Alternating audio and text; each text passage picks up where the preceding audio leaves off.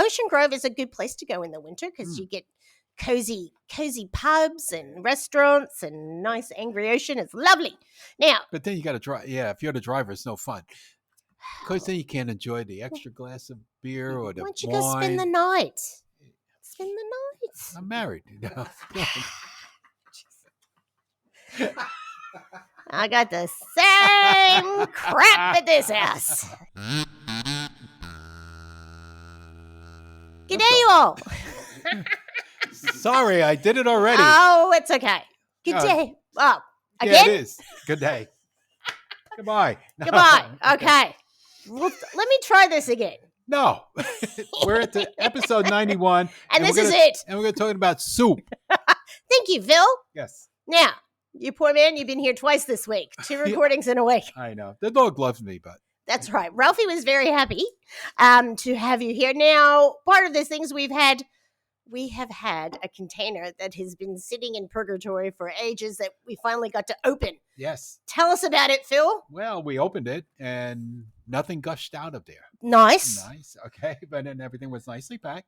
Beautiful. Sitting in there. So we'll probably have a lot of specials coming on because a lot of things because it's been delayed so much that there's a lot of dates that are, short. only a month off or short dated. So, look for special bargains. Absolutely. Unfortunately, and we could thank the Australian government for that.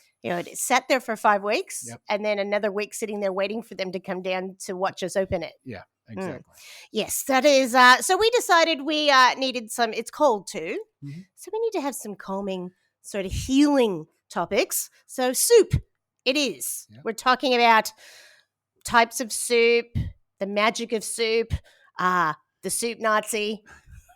One of the greatest Seinfeld episodes. Pop culture. And soup. And all sorts of things because soup is, Soup is good for you. Isn't that what Campbell said? Right? That is exactly soup right. And it is in every culture. Mm-hmm. It's just how we all started. So we'll be talking a little bit more about different types like chunky and cream and all those sort of things. And it's great because Phil is the soup chef. I'm the soup chef. He is. You are at work. Yeah. And I've already had some barley soup. It was fantastic. But beef and barley. Yeah. Phil is a great soup maker. Of course, what's good about soup? You can throw anything in it. Yes. Sort of, as long as it goes together, you can throw it in. But it's and did I tell you about the restaurant I used to go to in New York? No. Well, we used to go to one of these diners out. Actually, it was Jersey. Right. One of the big diners. And they had on the menu. I said to the guy, what's the soup du jour?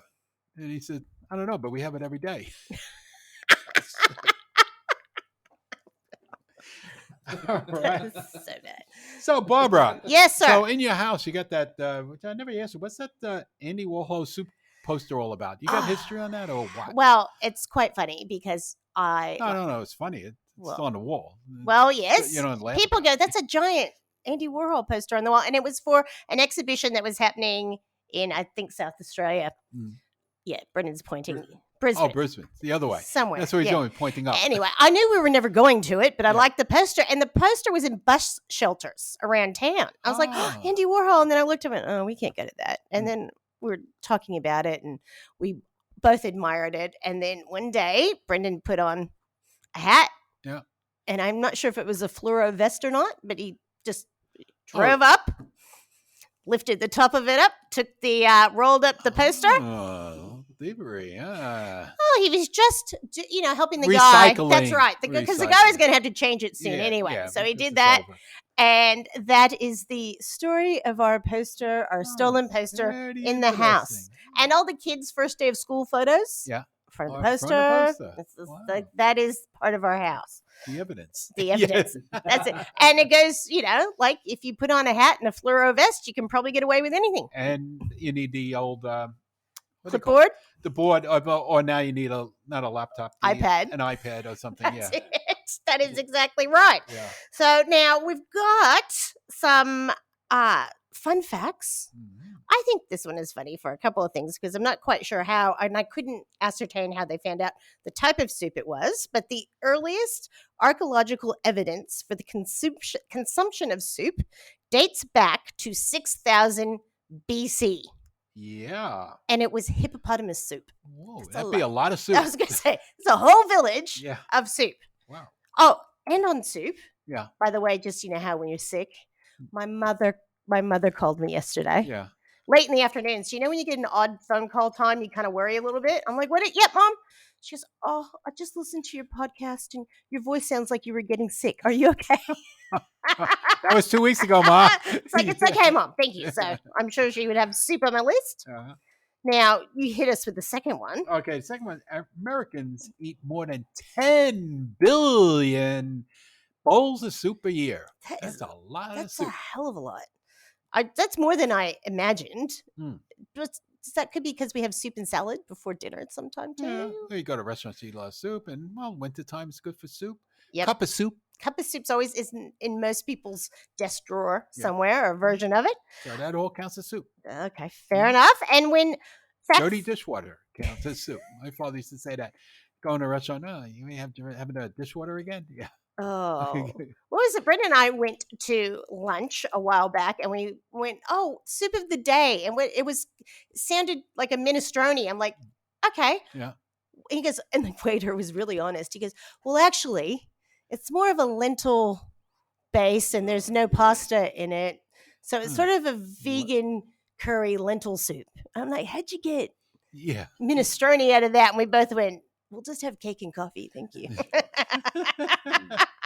So fun fact number 3, when foods, including soup, go through the canning process, nutrients are locked in, so the amount of vitamins and nutrients in the soup is the same on the day it was canned as it is a year from the canning date. Yeah, except it's softer. That's right. Mushier. Freezes it in time. Yeah. You're not going to get the crunchy carrots out of it. Okay, well, speaking of soupy, we're going to soup out of here and come back in a little bit after our first break.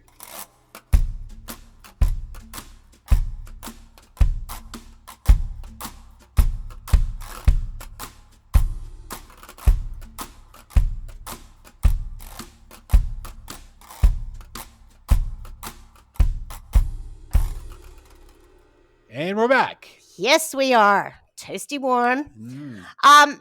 When you aren't feeling well, what's one of the first things you think of? Medicine? Well, yeah, but, Drugs? Over the counter or, soup. That's right. What you want me to say. That is what I want you to say, but that is often what happens. Because you should drink a lot of liquids to flush everything out of you. They keep you hydrated. Mm-hmm. They give your immune system a boost. Yeah. You can help stave off colds and flus. Even eating it, the steam helps. Oh, yeah. Well, especially like menudo. Oh, yeah. So when you get that steam and with the cilantro over it and you squeeze the lime and it. So far, and I think probably the Vietnamese version of menudo is pho. Yes, that's right. It's the same deal, and they use tripe in it too. Oh, I love it with tripe in it. We are probably the only 2 people at work that talk about tripe and go, ooh. And it has the same fragrance because you're putting the leaves over it and you're squeezing the lime or the lemon juice into it, and you get that fragrance as it comes up into your nose. Anything that fresh is going to help. Now, we're discussing different ones. So, like Jewish penicillin was the nickname I always heard growing up for chicken soup. Darling, you don't look good. You have some soup? I'll make you some.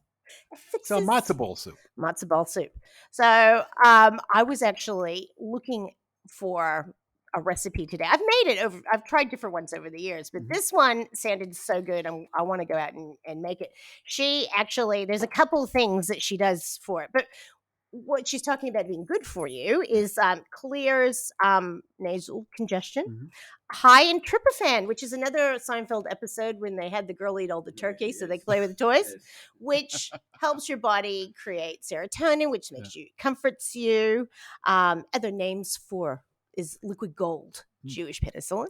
But she cold water over a chicken, and then she boils it for about 25 minutes or simmers it, scrapes everything off, and then she washes the chicken and the pot. She dumps everything out, and she starts again with, and she said it has to be cold water because that's what gets the broth so clear.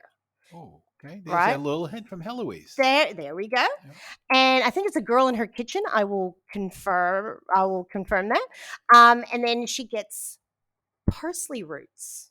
Mhm. She puts that in. Really good carrot. She gets carrot that have the grain still on them. She Right. goes, because it just makes me feel like it's Oh, gonna yeah. make me feel better. Yeah. 2 clean onions and celery, and that's Yeah. pretty much it. She Mhm. just keeps going through it and through it. And she was talking about how her mother used to feed her. She put a little bit of the meat on a piece of bread that had been dipped in the soup, and Oh. then Oh, give that to nice. her. So it's just getting all the goodness. People are doing bone broths now. Mm. It's sort of the same thing. You're getting All that goodness. all the goodness Yeah. out of everything. And then, like you're talking about Jewish, my grandmother used to make Jewish penicillin, so to speak, on Yeah. New Year's Day to Yes. get rid of all your hangovers and everything. All the things need to be cleared. But I remember she sending my father and my uncle Joey out to the Jewish market, Mm-hmm. okay, to get a fresh killed chicken, a hen, and it had Yep. to be a hen Mm-hmm. with the eggs still in it. Oh, wow. Yeah, that's how extreme it was. So I remember as a kid, and it was like only like down the block. There was like every neighborhood had a poultry Yep. market with fresh poultry, and the birds were alive. You go in there, they put it in like a funnel, and Yes. yeah, Sort of like we saw behind Sarah Palin with the turkeys at Thanksgiving. Yes, it's I know what you're talking about. unfortunately it'd be pretty hard to get that fresh of a chicken nowadays. But the taste was sweet.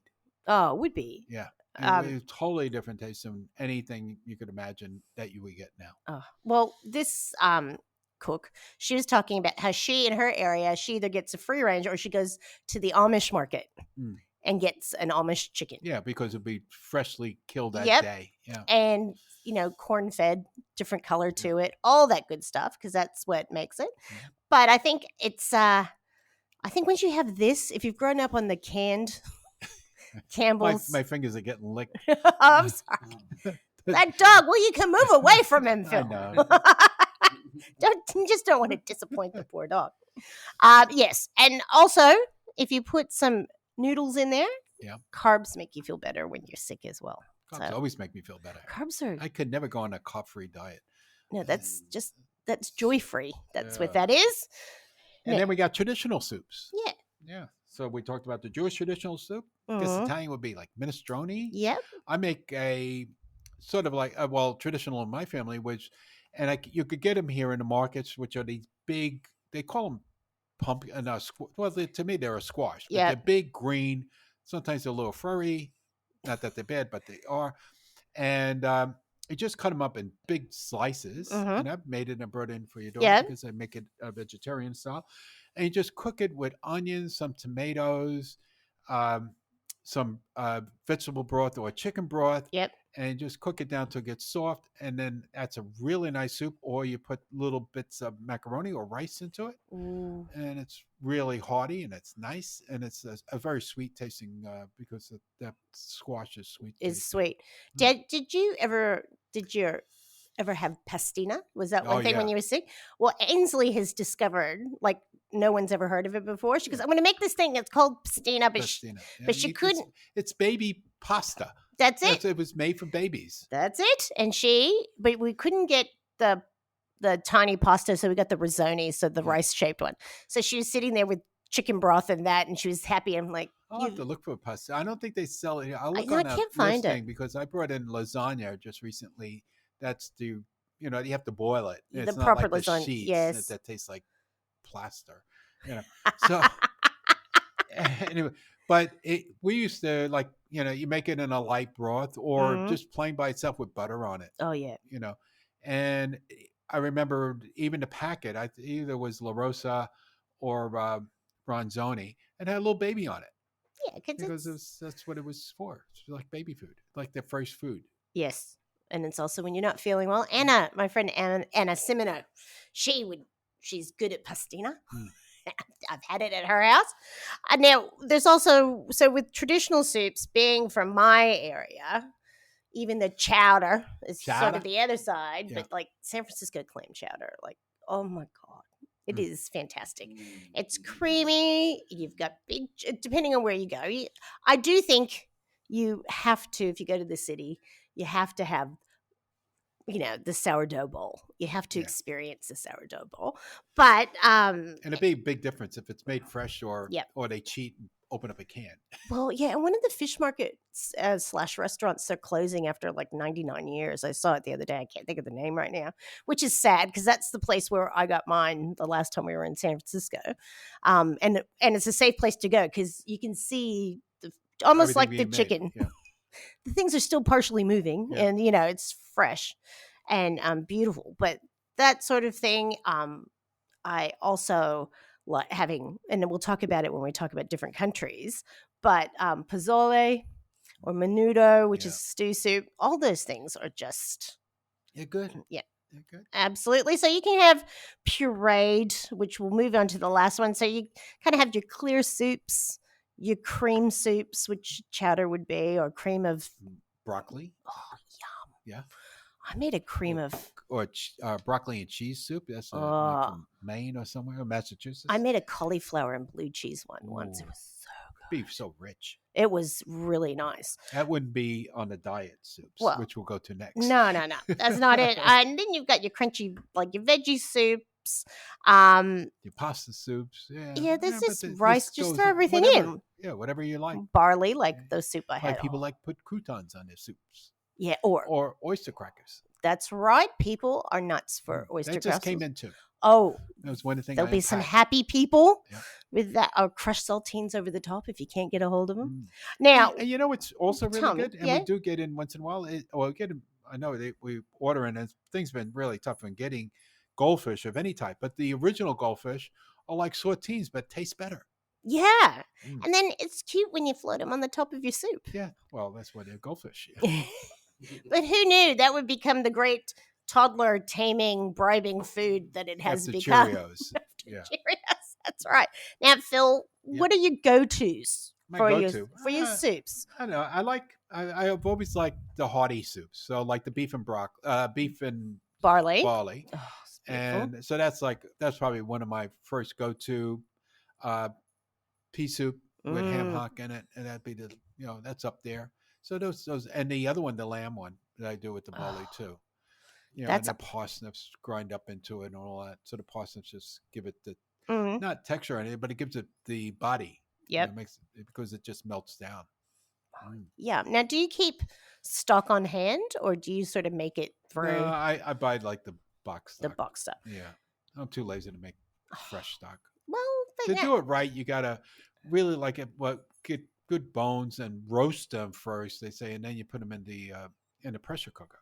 Yeah, well, it's one of those things you kind of need to see a special happen, and then you do it, and then you make a bunch and you freeze it. It's sort of like it's a day's process. You have to write on the things, Phil. I do. You notice the soup I gave you was already. I was impressed with that, and Yeah. when I took the other half home, I could use the our sealer that we've got at work. I went, yeah, it's perfect. It's just a heat sealer. That's a heat sealer. Went back. Now, in Australia, the first soup I ever had here, and I'd never heard of it, was pumpkin soup. And it is the quintessential Australian favorite. Because Americans think of pumpkin as a spicy seasoned article, like pumpkin spice and all that. And Australians think of it as something that you make soup out of. Yeah, or roast, or all of that. And I remember going, pumpkin soup, I don't know about that. And when I go home, I see it around more often because people have sort of grown through it. They don't use the same pumpkin as they make pumpkin pies out of. No, because that's a whole different type of pumpkin. Yeah, so I think the safest one is butternut squash to use that. Yeah. How did it get over here? You had the Jap pumpkins. Yes. How is that still allowed? I don't know, Phil. I am not on the list of Where's approvals. The cancel people?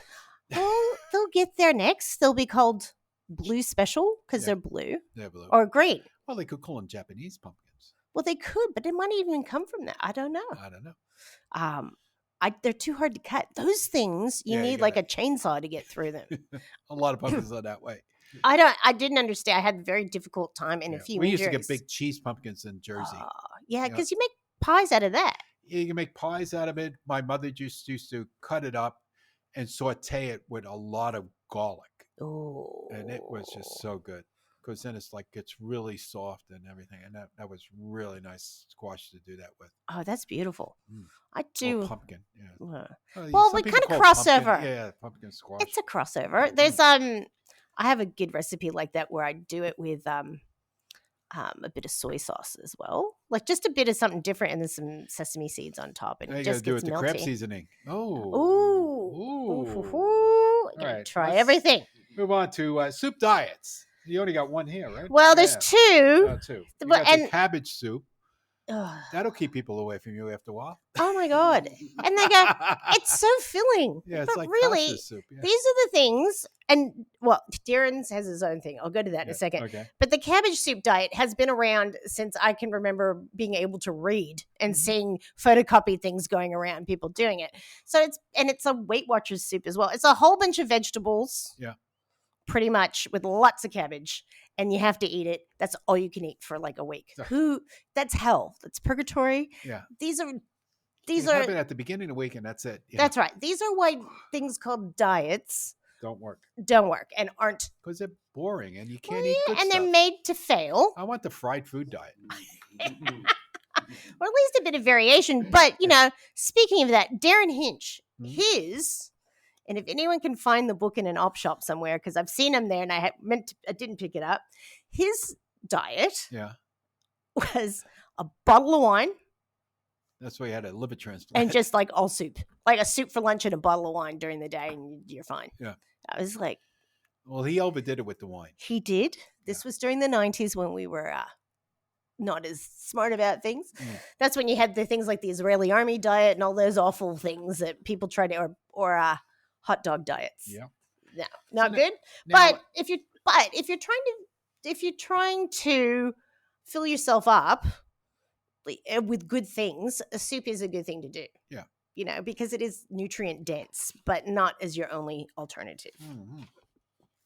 Now we're going to go into different types of soup. Different types. So these are countries, like their soups. Yeah. And like for the first one, gazpacho, which is Spanish, but it's cold soup. It's cold soup, and it's really good if it's made right. Oh yeah, it is. Even out of when I went to one of the food shows, we got some gazpacho soup from the Spanish grouping, and they gave us like one to take home out of it was in a glass jar. Nice.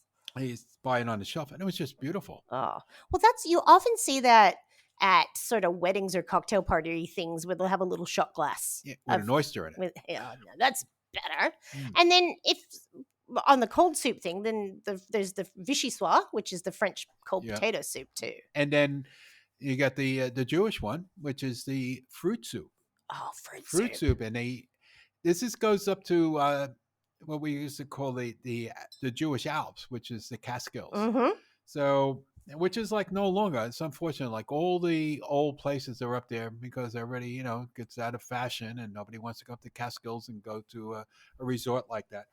But the food that they used to serve you there was like a lot of homemade style foods, and one was a fruit soup in the summertime.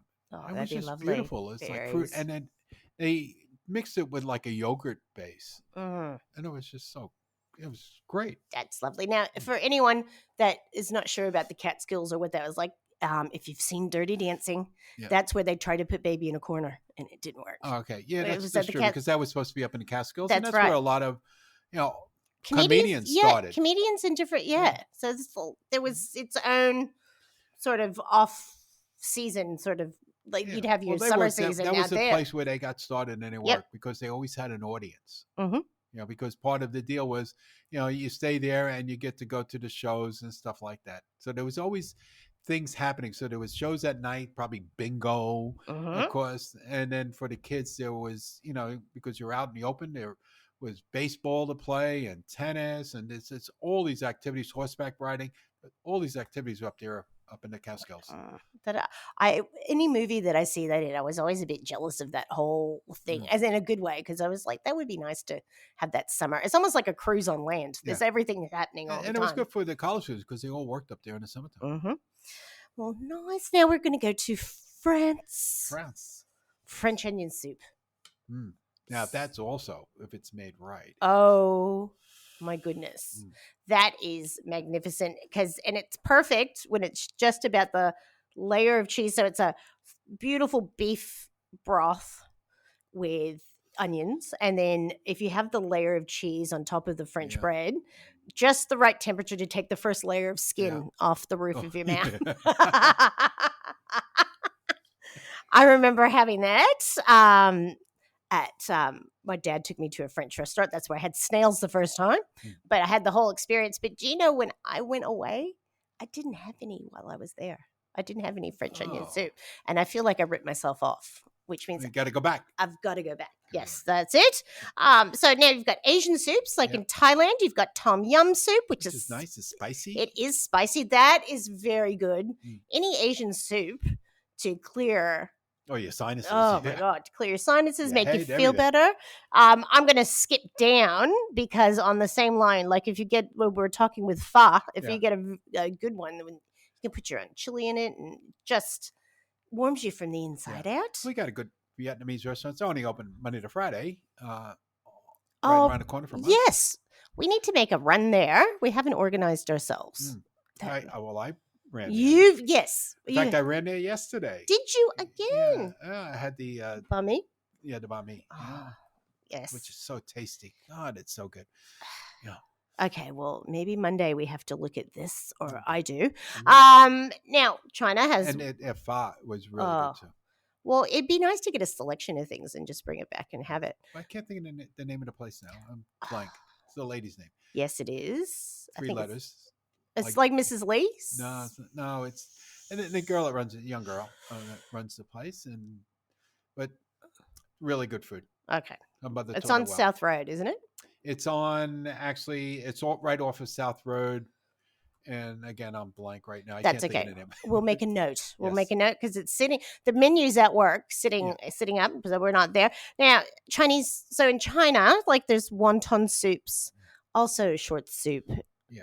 Chicken and sweet corn, which I think is an I used to like the hot version. Sour soup. Remember? Yes. I don't think they do that here. No, because we've talked before how the Chinese food is so different. Yeah, it's so different. But even the wonton soup, I remember in New York, it was like these big wontons. And it was like because of the way they were made or whatever, how they made the wonton wrap, there was very glutinous almost. Yes. And it was so good. Like you drink all the soup and leave the good part, the noodles for last. Yeah. That's right. That was like the bonus. And, and there's actually, we didn't put it down here, but there's the soup dumplings that you get. They are so good. So it's a little bowl of soup in the middle. And then the fried wontons too. Oh, wontons are just so good. And people always ask on America's Down Under and that the fried wonton with the cream cheese in it and the crab meat, what do they call that? Yes, I can't think of the name of it, but I know. I know. We're both having... We haven't had to order that for ages. Like we haven't eaten it. Yeah. It's I can't think of the name. It's like at the top of it ain't coming out. Just Google. Just Google it, but everybody knows what we're talking about. Yeah, cream. Oh, that is very good. We have crab rangoon or something like that. Yeah, there we go. And the winner is there. Hey. But I hadn't seen fried wontons on a menu for ages, and we went to our local Chinese restaurant, and so I was sitting there. It was Ainsley, Brendan, and I was like, "Oh, they've got fried wontons." Yeah, and I was like, "Ainsley, do you want to try those? Because I'm ordering them." And then I got sad because we shared them because I didn't have shit. Order more. But yes, so now I know where they are. Now, we've gone to the pumpkin soup we have discussed. Yeah. Now, minestrone soup. And then, it's not quite the soup, but you talk about New Year's Day as well with the broccoli and the lemon juice is sort of like another soup. Like when you cook your family would cook the broccoli. Oh, yeah. Steam it. Well, it's just steam it and the broccoli juice and then squeezing a fresh lemon juice over it and olive oil. And that's all you need. Yeah, because you don't need to put salt on it because the lemon, this acidity from that, it makes it good. And we were away on a hockey trip, and myself and Pasquale was doing so he's French, I'm Italian. We were doing all the cooking, and so I made that. Was Southie on that trip? Yeah, he did not much. He ate. I was going to say he would have enjoyed that. I don't imagine him cleaning afterwards. No, that was pretty difficult to get him off the couch. So anyway, an easy way to do it, you buy your broccoli, cut a little bit off the stem because the stem is good. Now everybody's saying, oh, because everything's so expensive, you got to eat the stem and all. But we always ate the stem. Yeah. So you just cut it up, put a little bit of water, cover it over it, some Glad wrap, put it in the microwave for about a minute and a half. Take it off. Watch how you take it off because it'll be steaming. Yep. Then squeeze your lemon over it, pour some olive oil on it. You're done. Oh, and it's just so good. that sounds So simple. Sounds like lunch today. Oh, Phil, your favorite?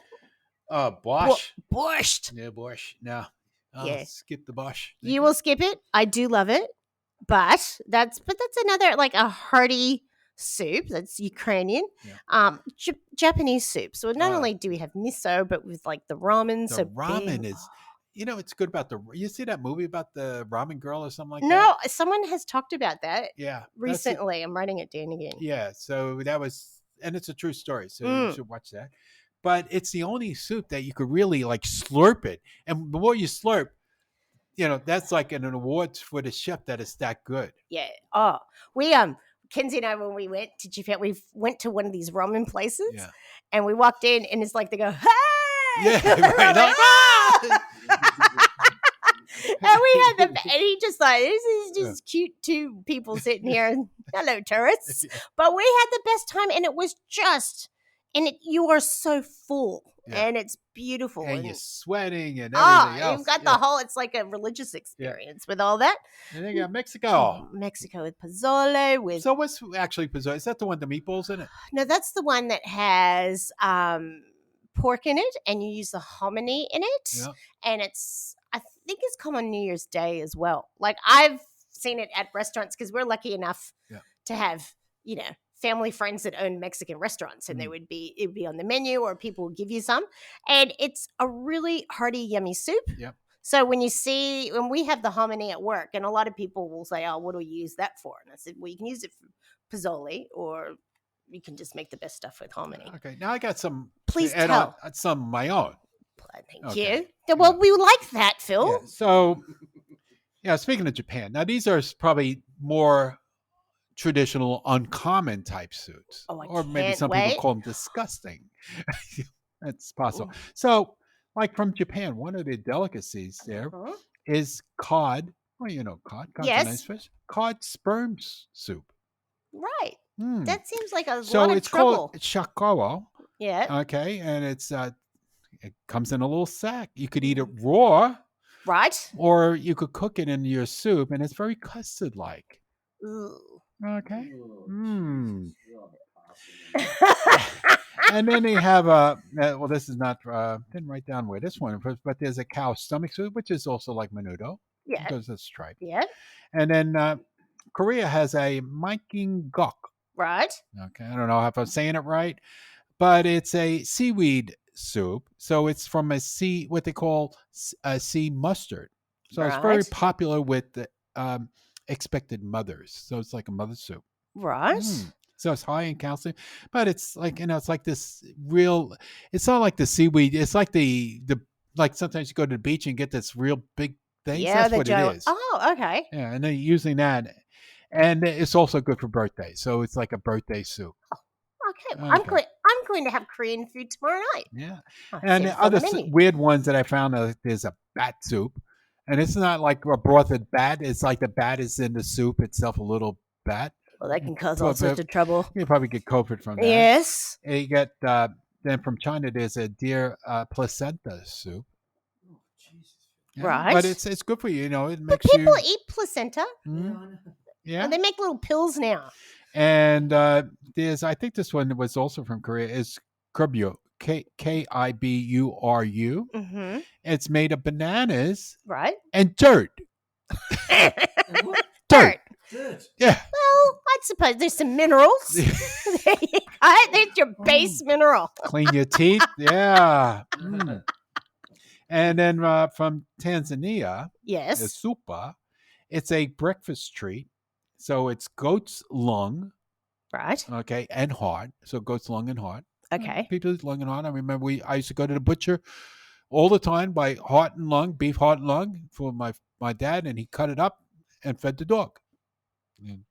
Well, I personally enjoyed chicken hearts. Yeah. Myself, fried. So, Love them. but that's not all. So they put the goat's lung and heart in it because, Right. like everybody on peasant food, they eat the whole animal. Well, you don't waste You anything. don't Yeah. waste anything. Okay, and then they also use cow stomach, which again is the Mhm. tripe, and hooves, which is Was your gelatinous it's material. like Jello. Yeah. Yes, That yeah. is right. Mhm. Yeah. So I think there's and a blood soup as well. there's There's a like, blood soup. I There's a think that's lot of Japanese. yeah. Well, you do Well, blood pudding. Yeah, I love blood Yeah, pudding. so it's basically the same formula. Yes, Yeah. just what So coagulates. just to throw some new things in there. Well, we have to. It's a broad world, and there's lots of things. Yeah. And like Anthony Bourdain said, you just eat everything. Yep, if it comes on your plate, eat it. Eat it. Yeah, the most you can do is not like it. That's it. And Yeah. the man only got sick once. Yeah. After all of those things. Well, the thing is also what they say when you're traveling, especially to like a third world country and stuff, is if it's not hot, you see the steaming coming out of it, and that's probably true at any restaurant. Yeah. Or if it's supposed to be cold, and if it's not cold, There's an if issue. that in between temperature, that's what's going to kill you. Yeah. Yeah.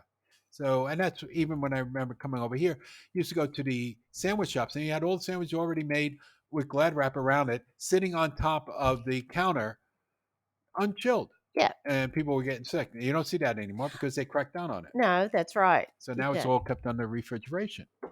I remember going to Hawaii when I was a kid. I was about 14, and they had like street food. Yeah. And my mom said, like, you can have shave ice, but I'm not sure about the rest of it. But it's got to be hot. If it's hot and steamy, whatever was living in it that will kill you, it's dead. That's like the dishwater dogs. They're all steamy. Yeah. I don't know about the water, but as long as they change it, we gotta hope. Now, the base of a good soup is a stock. Do you? No, what do we you went do? through that. Did you ever? I do once in a while. Okay. Yeah, like a chicken stock or something like that. But I'm not. I don't have the patience for sitting around making stock. I'm gonna make. I just don't. Like a lot of times, it's spur of the moment. I'm gonna make like the beef and barley. Yeah. Well, I'll always have in the cupboard some liters of box soup. I like making. It's a thing where I'll do over a weekend. I like making a bunch of like chicken stock, but I now have changed. So if I'm in a hurry, and I don't, but Martha Stewart, I saw her do it, and then I tasted the difference. I roast everything. Yeah. So like the bones and stuff. But roast to get more flavor out. Yeah, and so I would do that, and then continue with the stock. Yeah. And now those boxes of stock, which are fantastic, they have like Asian bases and different bases. Yeah. So it's great because you always add more. You always have to add your seasoning to make it right, but at least you've got a good base to start with it. Mm-hmm. Yes. So you got any soup tricks? Like I had a bowl of soup that took a leap off the table once. What did you do? It's a trick, It was my God. And the soup did a trick, yeah. It ended up on the floor. Now, I have done things when you're trying to fix things. Mm-hmm. So usually if I'm making a basic soup, usually I'll do the celery and the basic celery and onion and carrot, and then fry that up in olive oil. I have a hard time not putting garlic in things, even when I'm not supposed to. So at this point, I either it's good for you. Yeah, I mean, there's garlic soup out there too. There's the chicken with the 40 cloves of garlic. I have to make that one day because the house would smell amazing. So I'll do that, but then it's like whether you're going to thicken it. Tricks for thickening soup. So you've made it. Yeah. Or it's too salty. You've added too much salt. Then more water. That's more water. But say you've got this vat now. Yeah. Or something have sat for a day and maybe become too salty. Sometimes that happens. If you have any mashed potato flakes. Oh, okay. Yeah, that'll thicken it. And it'll also sort of kind of counteract some of the salt. Yep. That's a handy thing that I've learned. Arrowroot. That's right. That's a new one you learned. That's Lee's tip. You could do that as well. And then one of my tips is always, like with the barley soup I made recently, I use brown lentils. Yes. But the difference between brown lentils is it adds texture because they still stay firm after you cook them, Right. as opposed to the barley, which gets soft. And but usually it's not good as much as a thickener as the red lentils are. So the red lentils you use as a thickener because they'll just disappear. You won't even see them in the Yeah. soup after they cook. And they thicken and they're healthy for you. Lentils is like one of the healthiest things you could because it's a legume, right? A Legume. Brendan's eaten those. He hasn't known. Oh. Same thing. Like Yeah. they just disappear into it. Yes, I think a good soup has to have fat in it. So like with the chicken soup, Yeah. having, fat is flavor. But do you skim your soups? I'll skim. I'll skim the scum. Yeah.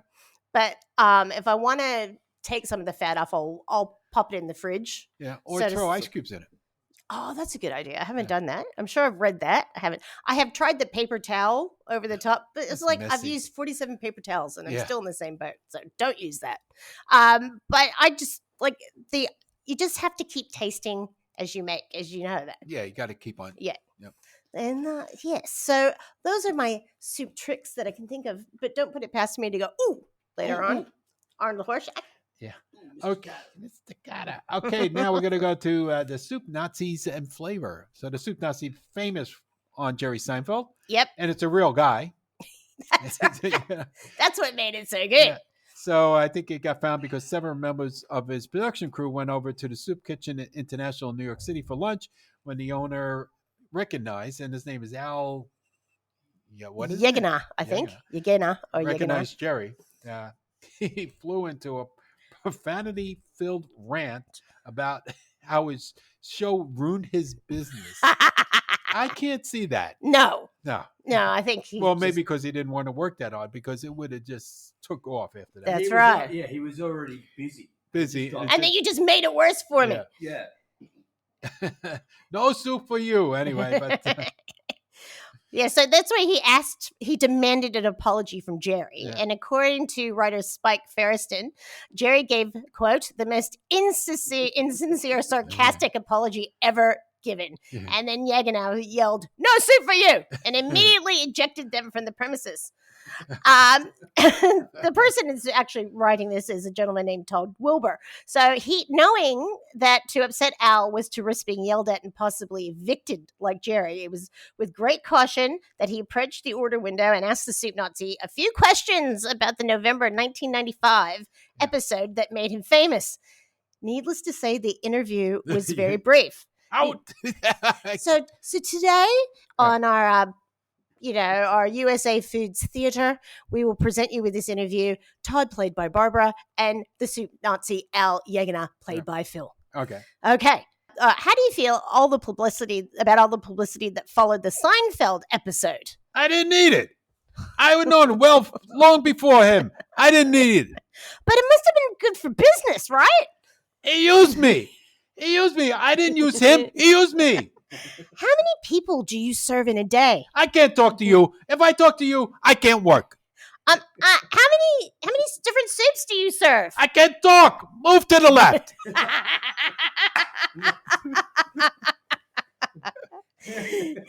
Now, the soups that were mentioned in the episode, we haven't mentioned no soup for you. That's right, no soup for me. Haven't been mentioned in any of the things we talked about already. So, cream of sweet potato soup. Yeah. Indian mulligatawny. Yep. Wasn't that a Paul McCartney song? Crab bisque. That's good. And that's one of my favorite Paul McCartney, Paul and Linda. I love that song. That whole thing, yeah.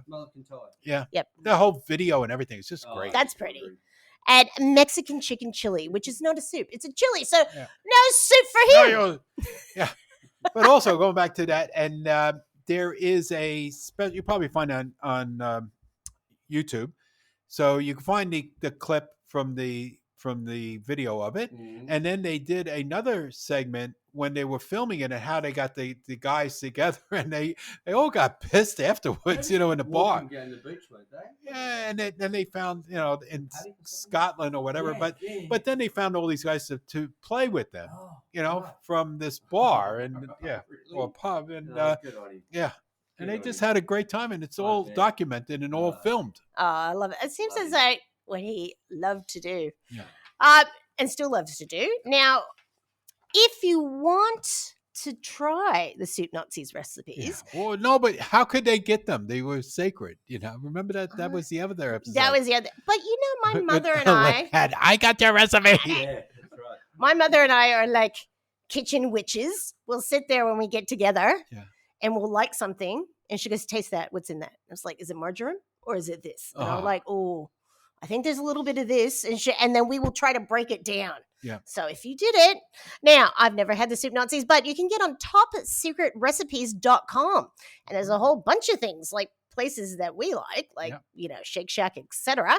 And Stuart Anderson's Black Angus. I wonder what that is. Maybe salad dressing or side dish. Anyway, you can find it there, folks. God, every franchise is listed here. I know. Romano's Macaroni Grill, Ruth Chris's, which is a steakhouse, Rayo's, Red Lobster. We should do this once a week. Fake recipe, whose turn? Yeah. And bring something in. Pizza Uno. What kind of soup would they make out of pizza? Well, no, that's not soup. It's just the recipes. Oh, just the recipes. Oh, okay. For the Soup Nazi, you can get his. Yeah, okay. I don't see my favorite here, which I can't find a true recipe for. El Pollo Loco. I know, but Megan sent you what was close. She thought was close. I have to go through that. We'll go through that again. Okay. Yes, I probably sent it when I wasn't in one of my cooking moves. So well, now because it's wintry, now I'll do you're into it. I will get that back out for you. Now, probably if you think of a can of soup, you can't look at a can of Campbell's soup without sort of associating it with Andy Warhol. Yeah. So when he first exhibited Campbell's soup cans in 1962, the canvases were displayed together on shelves like products in a grocery aisle. At the time, Campbell's sold 32 soup varieties. Each one of Warhol's 32 canvases corresponds to a different flavor. His 32 Campbell's soup cans is one of the most prized pieces at the New York Museum of Modern Art. Wow. So Andy Warhol, he was a creature of habit. He had sort of he was sick a lot as a kid in his childhood, so soup was actually a real strong part of his childhood. Campbell's soup cans resembles the mass-produced. Warhol mimicked the repetition and uniformity of advertising by carefully reproducing the same image across individual cans. He varied only the label on the front of each can, distinguishing them by their variety. Warhol said of Campbell's soup, "I used to drink it. I used to have the same lunch every day for 20 years. I guess the same thing over and over again." I was in one of those modes one time. Were you? Yeah, true story. So Yes. I was going to Regina Pontius, Mm-hmm. which is the Italian grammar school of Brooklyn. Yeah. Okay.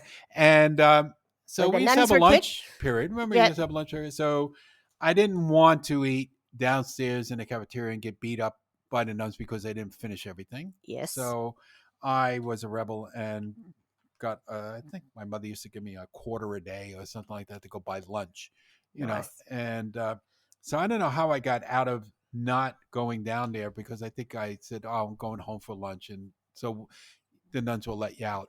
Yes. Okay. It's like getting let out. Here's my green card. So I went down to the corner to this luncheonette, and every day, I don't know for how long, I had cream of mushroom soup. Yum. So they had at the time, they had like this little dispenser thing by Campbell's with Really? a bunch of different soups, all in like little smaller cans, but they were all ready So to not serve. condensed. Yeah. So they opened up the can and they poured it in this little thing and it warmed it up. And I had a thing of soup with, I don't know, some crackers or whatever.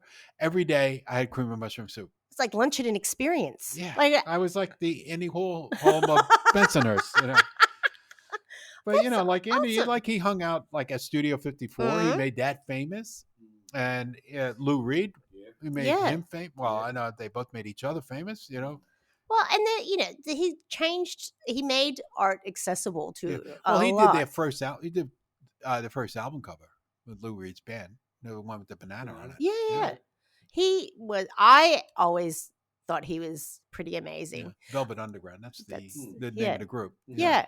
And we've been watching something recently that has G. Gordon Liddy in it, and I just remember these characters like Andy Warhol being a character and G. Gordon Liddy and all these people that you would see on talk shows and Oh, Phil Donahue, you mean? No, I mean like well, they would be on things from Laugh-In to Mike Douglas to Okay. Merv Griffin to Yeah. all, and sort of just strange, wonderful people. When I came from like not a big city, so my weird was a different weird Yeah. that I saw, but it just made like art accessible and bright things rather than the dark sort of traditional art. And I just loved him, so I've always had an affinity. And I didn't eat that much soup. I don't think Mom was a canned soup fan. No. A lot of people don't. It'd be more Grandma. Maybe she was. Although there's They nothing. make everything fresh. There's nothing. Here's my soup tip. Yeah. There's no better lunch as a 5-year-old or a 55-year-old than some tomato soup, but instead of mixing it with water, you mix it with milk and a grilled cheese sandwich. Ooh. And then you dip the grilled cheese into the tomato soup. Oh, beautiful. That is I soup thought you were going to perfection. tell me, alphabet soup. Remember that? Oh, yeah. And I always got ripped off. There weren't enough B's. I tried to do my name. I just never could do my name. Well, you need alphabet cereal then. That's right, alphabets. Or Apple Jacks. No, just No, joking. they don't have No, they don't have anything in it. No letters. Okay, well, that ends up our part about the soupsies, and we'll be right back after this important break. Ooh, a love like mine, you know that love is true. Okay, we're back. And we are looking at a page full of goodies. deliciousness. Yeah, now this deliciousness is coming to us for 4th of July, but it's the Maple Leaf Meat Van. That's so right. This corresponds also with Canada Day. That's right. We look after all our North American family and friends. Mm-hmm. So we're going to celebrate both on the 2nd, which is a Saturday. Yes. And there's also a special going on at Bad Shepherd. Yes, that's Brewery. near us. Yeah. Now, he's doing a big Canada Day. So just Google Bad Shepherd if you're in Melbourne. And if you're Canadian or just want to be.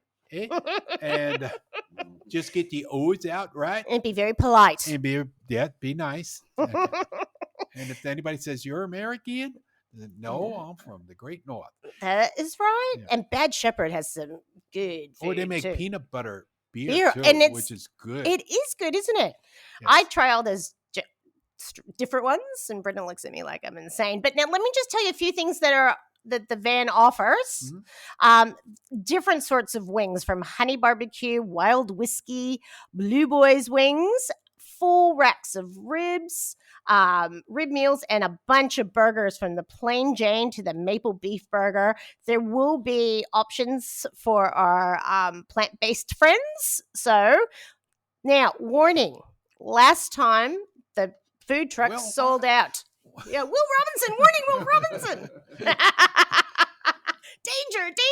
The food truck sold out way early last time. So come on down and just maybe...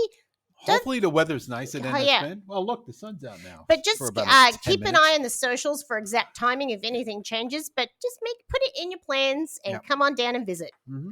Yeah, there we go. Okay, so housekeeping time. Oh, Phil, you are the only one that can say the code of the month. Nitro. Burning methane. It's just nitro. Okay. It's just nitro. On the USA Foods website, you can click on the listener discount logo on any items and see what specials are happening for you. The store's open 7 days a week. You can check our website for hours. Please subscribe to the podcast, and you can share it with your friends. And if you want to drop us a line, you can at podcast@usafoods.com.au. Okay, now personal best. Yes. So I guess I'll go your first. Turn. My turn. Oh, we only do one? Yeah. Last week was mine. Oh, okay. And mine involved alcohol, which is not unusual for me. Okay. Well, mine, and I just unpacked it today, took it off the pallet, is Blue Diamond wasabi and soy almonds. Oh. They are... Did you have to try some to make sure they were no, okay? In fact, I didn't. I didn't even take a can home with me. But when I was back in Kansas, and I went to Walmart, and I bought just to have, and then it has on it, it's a not a healthy snack, what they call a smart snack. Well, it is. Yeah, maybe it has a little bit too much sodium, but the almonds are very good for you. Yeah, and everything, And that little wig of wasabi Yeah. that's in it. Oh, That it's just- almost like those wasabi peas. Mm, Okay, so I buy these ones at the local Asian store, and they come in a tin with a guy's picture on it or something. Yeah. It's a green tube, like Right. tin. Unbelievable. They're just like can't stop eating them. And then I went to Aldi and I said, "Oh, they got wasabi things here. Now let me try those." Awful. Right. So there you go. So there's one problem that I solved. I Just- don't buy the wasabi peas at Walmart because they're terrible. uh, Not Walmart. What I said? Did I say Walmart? No. Well, you were talking about Walmart Yeah, earlier. Aldi. Aldi. Well, They need to improve on their supplier. But if you go to any, and I did see it at other Asian stores, so it's wasabi peas and it's a green cylinder tin. Yeah. With a well, I plastic would cap think on it. that is the optimum place to buy a wasabi pea would be at the Asian store. Yeah. Well, the difference is, okay, so these ones are made in Thailand, even though they're a Japanese delicacy, so to speak. And the ones in Aldi were made in China. Well, there you So go. they didn't have the good recipe. Fair enough. And also, can I just say, going back to Blue Diamond, a lot of the almonds From California. are from my part of California. So enjoy sucking this. up all that water. That is right. That water Well, that they don't have anymore. Yeah, well, if Southern California didn't try to take all of it. Yeah. Anyway, that's a different topic. I didn't even have a rant. I stopped early with that one. Knowledge nuggets. Yeah. I think I've given a few away today. Yeah. That was I'll recap my mashed potato flakes in a soup if you need to thicken or take some of that salt away. Yeah. But now, Phil, do you have anything off the top of your head? Yeah, speaking of soups. Yes. So the thing, I already said I like to put as a thickener in there the red lentils. Yes. Okay. But also I like to put the parsnips. Yes. Okay. But I grate them. So I grate them on a cheese grater, on the side with the long things on them. Yeah. So I grate them on that and put it in the soup, and that gives a nice creamy texture to it also. So it's a good thing to put in your soup. Oh, that's nice. Do you ever use rutabaga or swede? No. Oh, that's really good because it's sweet. Yeah, I never looked at them. Well, it's funny because Mom's going, I can't find. She tried.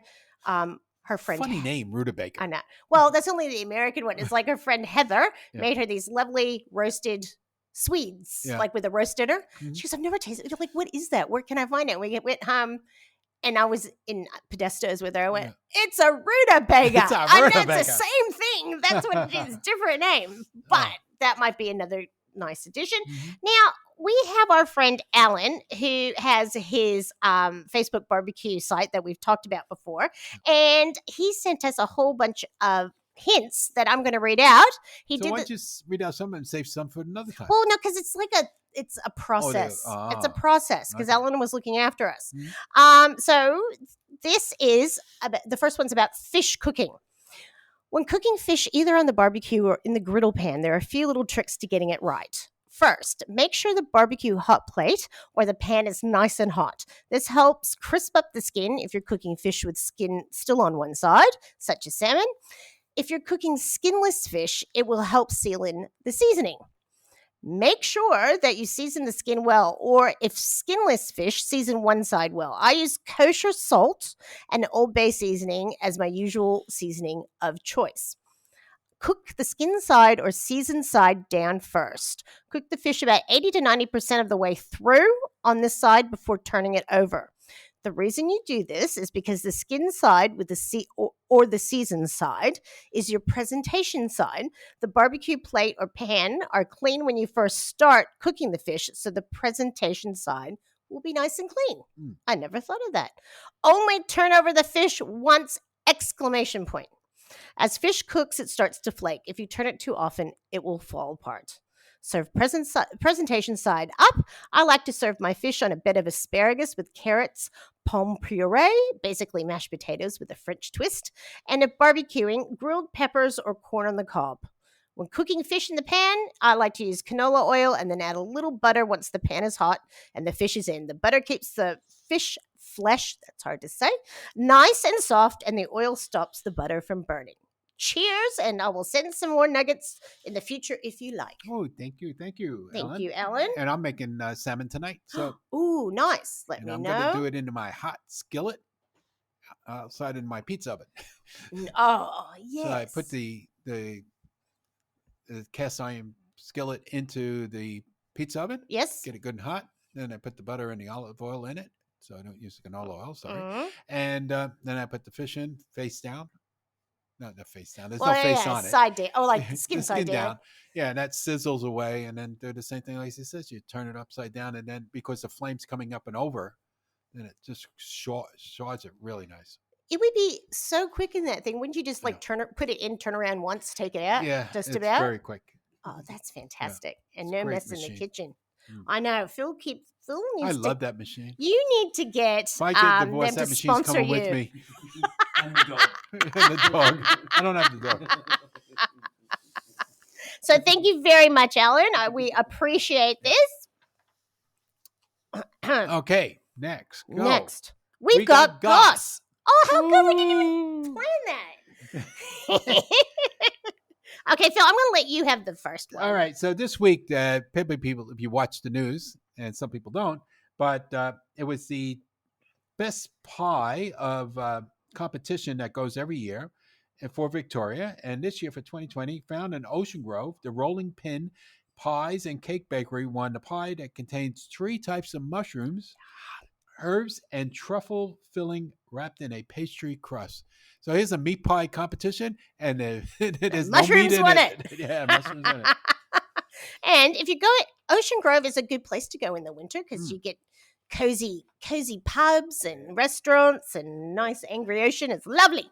Now, But then you got to drive. Yeah, if you're the driver, it's no fun.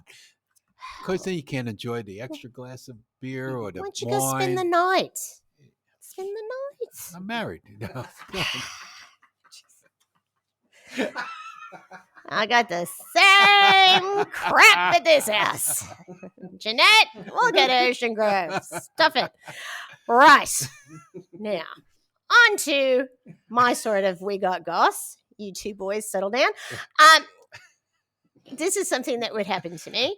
2 people, or if Zaina and I worked at Mars, 2 people were rescued after falling into a tank full of chocolate at the Mars M&M factory in Pennsylvania last Thursday. Me of Laverne and Shirley. You know, They had to cut a hole in the side of the tank to get them out. It's unclear how the people fell into the chocolate tank. No injuries have been reported at this time. No. It'd be like, I bet, what if you just, I wonder if it was like a Seinfeld. They dropped the Yeah. dropped the junior. I was thinking of The Simpsons, you know, and Homer falling into the tank. Yeah. Oh, Actually, we were talking about this at work, and I said to Anne, I was like, "Ooh, I wonder if you'd float." yeah. But yes, they were trapped waist deep, and you know, if you're gonna go, Go good. that's good. it. I Go am good, sweet, man. truly with you on that one. Yes. All right. So next week's show is the 4th of July. That's right, 4th of July episode. And we'll throw some old Canada in That's there, right. That's absolutely, we will do that. Now, our sign off is. Dun dun dun dun. Dun dun dun dun.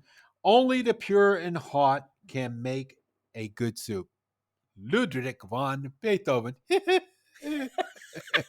Amadeus. That was Amadeus. Okay, on that, we'll Right. be out of here. Yep. See you next later. week.